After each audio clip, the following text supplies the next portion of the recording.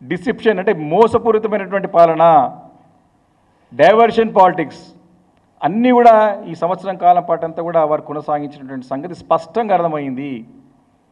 మేము పదే పదే ఇదే ఒక మెట్రో అప్పుడు ఈ మెట్రో రైల్ ప్రతిపాదనను క్యాన్సిల్ చేస్తే అటు అసెంబ్లీ వేదికగా బీఆర్ఎస్ పార్టీ తరఫున బీఆర్ఎస్ పార్టీ నగరానికి చెందినటువంటి శాసనసభ్యులము, పార్టీ నాయకత్వము, ఇటు బయట కూడా ఆందోళనలు కూడా పెద్ద ఎత్తున జరిగిన సందర్భంలో మేము చాలా క్లియర్గా ఆ రోజు వారి యొక్క 4th సిటీకి మెట్రోని తీసుకుపోతే ఆ రోజు మేము స్పష్టంగా స్పర్శించాం ప్రభుత్వాన్ని.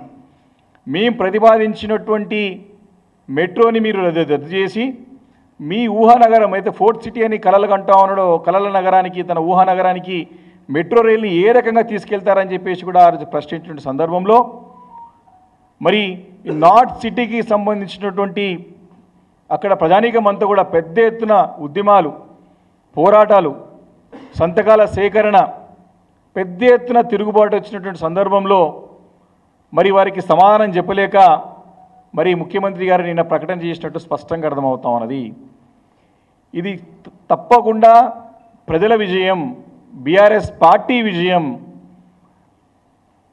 రేవంత్ రెడ్డి గారు తీసుకునే నిర్ణయాలు తప్పుడు నిర్ణయాలు. సంవత్సరం కాలం పాటు గతంలో కేసీఆర్ గారు వేసినటువంటి రూట్ మ్యాప్లనే రేవంత్ రెడ్డి నడవక తప్పదు అని నిన్న వారి ప్రకటనతో రుజువైందని చెప్పేసి నేను ఈ సందర్భంగా నేను మనవి చేస్తూ ఉన్నాను.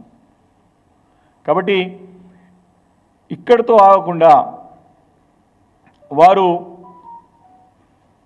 రాయదుర్గం నుంచి కూడా శంషాబాద్ ఎయిర్పోర్ట్కి కూడా ప్రారంభమైనటువంటి పనులను రద్దు చేసినటువంటి సందర్భం మనం చూసాం. అసెంబ్లీ వేదిక కూడా వారు అనౌన్స్మెంట్ చేశారు. కానీ ఆ రోజు కూడా బీఆర్ఎస్ పార్టీ స్పష్టంగా ప్రశ్నించింది, ముఖ్యమంత్రి గారు మీరు శాస్త్రీయ పద్ధతిలో కాకుండా మీరు మీ ఈగో సాటిస్ఫాక్షన్ కోసానికి మీరు బేచజాలకు పోయి కేసీఆర్ గారు తీసుకున్న నిర్ణయాలు తప్పుడు నిర్ణయాలుగా చిత్రీకరించే ప్రయత్నంలో భాగంగా మీరు ఆ ఒక మెట్రో ట్రైన్ని రద్దు చేసినటువంటి సందర్భం క్లియర్గా మనం అడిగినాము. ఏ పద్ధతి ప్రకారం, ఈ శాస్త్రీయ పద్ధతి ప్రకారం పొండి రాయదుర్గం నుంచి శంషాబాద్ ఎయిర్పోర్ట్ పోవడానికి ఉన్నటువంటి ఆ విసినిటీలో ఆ ఒక ప్రాంతంలో దాదాపు 10 లక్షల పైచీలకు ఐటీ ఉద్యోగులతో పాటు అనేక ప్రాంతాలకు ఒక సెంటర్, అది ఎపీ సెంటర్, అది అక్కడి నుంచే ప్రజలు ప్రయాణించేటువంటి రూట్ అది. అక్కడ జూబ్లీహిల్స్ నియోజకవర్గం కానీ, కుక్కట్పల్లి నియోజకవర్గం కానీ, షేర్లింగంపల్లి నియోజకవర్గం కానీ, ఇటు కుత్బుల్లాపూర్ కానివ్వండి, ఇటు పక్కకు వచ్చే చాలా ప్రాంతాలు, అన్ని ప్రాంతాలు, అటు అదేవిధంగా మహేశ్వరం నియోజకవర్గం కానివ్వండి, అదేవిధంగా మన రాజేంద్ర నగర్ నియోజకవర్గం కానీ, కూడా అన్ని ప్రాంతాల ప్రజలు ఎక్కువ మొబిలిటీ, ఎక్కువ ప్రాంతాలు ప్రయాణించే ప్రాంతం అది. సైంటిఫిక్గా స్టడీ చేసి పనులు ప్రారంభించినటువంటి మెట్రో రూట్ని మీరు రద్దు చేయకూడదు అని బీఆర్ఎస్ పార్టీ ఆ రోజు డిమాండ్ చేసింది.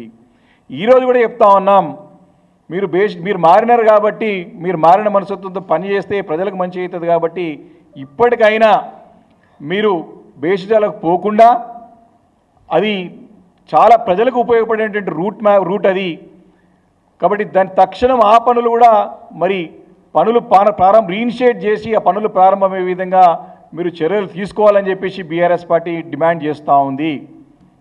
తప్పకుండా మీరు చెప్పినట్టు కేసీఆర్ గారు వేసిన రూట్ మ్యాప్లు నడవక తప్పదు. నేను ఎగ్జాంపుల్ మెట్రోనే చెప్తా ఉన్నా, కానీ ఇరిగేషన్ ప్రాజెక్ట్స్ తీసుకున్నా, ఎలక్ట్రిసిటీ పాలసీస్ తీసుకున్నా, ఏ పాలసీ తీసుకున్నా తప్పకుండా కేసీఆర్ గారు వేసిన రూట్ మ్యాప్లు నడవక రేవంత్ రెడ్డికి తప్పదు అని చెప్పేసి సందర్భంగా నేను మనవి చేస్తూ ఉన్నాను. అదేవిధంగా ఎలివేటెడ్ కారిడార్స్, వారు ముఖ్యమంత్రి బాధ్యత చేపట్టిన తర్వాత ఇదే ప్రాంతంలో, ఇదే రూట్లో సికింద్రాబాద్ ప్యారడైజ్ నుంచి మేడ్చల్ రూట్ ఏదైతే ఉన్నదో సుచిత్ర వారికి, మేడ్చల్ చెక్పోస్ట్ వరకు ఎలివేటెడ్ కారిడార్ మంజూరు అయ్యినది. అదేవిధంగా ప్యాట్నీ నుండి షామీర్పేట్ రూట్లో ఎలివేటెడ్ కారిడార్ శాంక్షన్ అయి ఉన్నది. దానికి కేంద్రం నుండి కూడా మీకు క్లియరెన్స్ వచ్చింది. గతంలో మేము చేసిన ప్రయత్నంలో భాగంగా డిఫెన్స్ కూడా క్లియరెన్స్ ఇచ్చింది. మీరు శంకుస్థాపన చేసి ఇదే ముఖ్యమంత్రి రేవంత్ రెడ్డి గారు వారి చేతుల మీద, స్వహస్తాల చేతుల మీదుగా శంకుస్థాపన చేసి సంవత్సరం కావస్తా ఉన్నా తట్టడి మట్టి తీయలేదు ఇప్పటివరకు కూడా. ఇది ప్రభుత్వం యొక్క పనితీరు. సేమ్ ఇదే కూడా మళ్ళీ ఇది మెట్రో రైలు కూడా ఇదే ఇది కూడా కోల్డ్ స్టోరేజ్ పడేసే ప్రయత్నం చేస్తూ ఉన్నారు. మీరు శంకుస్థాపన చేసినటువంటి హెచ్ఎండిఏ నిధులు ఉన్నటువంటి హెచ్ఎండిఏ ద్వారా చేసే పనులనే మీరు శంకుస్థాపన చేసి సంవత్సరం అయినా పనులు ప్రారంభం కాలేదు, పనులు స్టార్ట్ కాలేదు. కానీ ఇప్పుడు మీరు మెట్రోని ప్రాంతాలకు తీసుకొస్తామని చెప్పేసి నిన్న ప్రకటన చేయడం మరొకసారి హైదరాబాద్ ప్రజలను మోసం చేసే ప్రయత్నంలో కనపడతా ఉంది. అది కూడా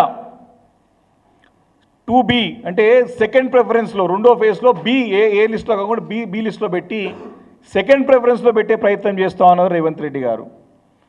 నార్త్ సిటీ ప్రధానంగా డిమాండ్ ఉన్నటువంటి ప్రాంతము, లక్షల జనాభా అక్కడ నివాసం ఉంటానికి కొత్త ప్రాంతాలు వచ్చినాయి. చాలా పెద్ద ఎత్తున జనాలు ఉన్నారు. చాలామంది తమ ఉద్యోగ రీత్యా, వ్యాపార రీత్యా రెగ్యులర్గా అక్కడ నుంచి చాలా పెద్ద ఎత్తున ప్రయాణం చేస్తూ ఉంటారు హైదరాబాద్ నగరానికి. మీరు దీన్ని టాప్ ప్రయారిటీలో పెట్టుకోవాల్సినటువంటి అవసరం ఉంది. కానీ దీన్ని సెకండ్ ప్రిఫరెన్స్లో పెట్టుకోవడం బీఆర్ఎస్ పార్టీ తీవ్రంగా ఖండిస్తూ ఉంది, వ్యతిరేకిస్తూ ఉంది. తక్షణం దీన్ని టాప్ ప్రయారిటీ కింద పెట్టుకొని మీరు ప్రకటించినటువంటి ఏదైతే మెట్రో మేడ్చల్ నుంచి షామీర్పేట ఉంటుందో దీన్ని మొదటి ప్రాధాన్యతలో పెట్టుకొని మీరు పనులు ప్రారంభం చేయాల్సిందిగా మేము డిమాండ్ చేస్తూ ఉన్నాము. దీన్ని మీరు నిన్న స్టేట్మెంట్లో కూడా చూడడం ఆశ్చర్యం కలిగించే ఉంది. కేంద్రంకి పచ్చ జెండా కోసం పంపిస్తూ ఉన్నాం, ప్రతిపాదనలు పంపిస్తూ ఉన్నాం అని చెప్పి దాటివేసే ధోరణి, తప్పించుకునే ధోరణి స్పష్టంగా ముఖ్యమంత్రి గారి యొక్క స్టేట్మెంట్లో కనపడుతూ ఉంది. కాబట్టి మేము అడుగుతూ ఉన్నాం, ఏ టైం ఫ్రేమ్లో వితిన్ 1 ఇయర్లో చేస్తారా, 1.5 ఇయర్లో చేస్తారా, 2 ఇయర్స్లో చేస్తారా, 3 సంవత్సరాల్లో చేస్తారా? దీన్ని తప్పకుండా వితిన్ ది టైం ఫ్రేమ్ ఎప్పటివరకు పూర్తి చేస్తారో స్పష్టంగా ప్రకటన చేయాలని చెప్పేసి మేము డిమాండ్ చేస్తూ ఉన్నాం. మరొకసారి ప్రజలు మోసపోవడానికి సిద్ధంగా లేరు. సింపుల్ ఎగ్జాంపుల్, మీరు ఇచ్చినటువంటి 100 రోజుల్లో 6 గ్యారంటీలు, 420 హామీలు 400 రోజులు అయిపోయినా ఇప్పటికి కూడా హామీలు నెరవేర్చలేదు. సేమ్ ఇవి కూడా అవే కోలకు తీసుకొచ్చి దీన్ని కోల్డ్ స్టోరేజ్లో పడేసి ప్రజలను మోసం చేసే ప్రయత్నం చేయకండి. కాబట్టి మేము కోరుతా ఉన్నాం, ఏదైతే సెకండ్ ప్రిఫరెన్స్ ఉన్నటువంటి ఈ యొక్క మెట్రోని ఇమీడియట్గా టాప్ రైట్లో పెట్టుకొని మీరు కేంద్రం నుంచి నిధులు వస్తేనే పనులు చేస్తామనే ఒక ఆలోచన మానేసి, గతంలో కేసీఆర్ గారి నాయకత్వంలో మరి కేంద్రం నుండి అదనపు సాయం రూపాయి రాకున్నా అన్నీ కూడా పెద్ద పెద్ద ప్రాజెక్టులు టైం పెట్టి పూర్తి చేసేటువంటి ఘనత మా ప్రభుత్వానికి, మా నాయకుడు కేసీఆర్కే దక్కుతుంది. అప్పుడు పనిచేసేటువంటి మా పురపాలక శాఖ మంత్రి కేటీఆర్కే దక్కుతుంది సందర్భంగా మనవి చేస్తూ ఉన్నాను. కాబట్టి మీరు కూడా అంతకంటే ఇంకా మంచిగా పనిచేయండి, ప్రజలు మిమ్మల్ని స్వాగతిస్తారు. కానీ ఈ రకమైన డైవర్షన్ పాలిటిక్స్, తప్పించుకొని పోయే ధోరణి, దాటివేసే ధోరణిని మానుకొని చిత్తశుద్ధితోని ప్రజల అవసరాల కోసం పనిచేయాల్సిన అవసరం ఉందని చెప్పి, హైదరాబాద్ నగర ప్రజల అవసరాల కోసం పనిచేయాల్సిన అవసరం ఉందని చెప్పి నేను కాంగ్రెస్ ప్రభుత్వానికి, ముఖ్యమంత్రి గారికి నేను తెలియజేస్తూ ఉన్నాను.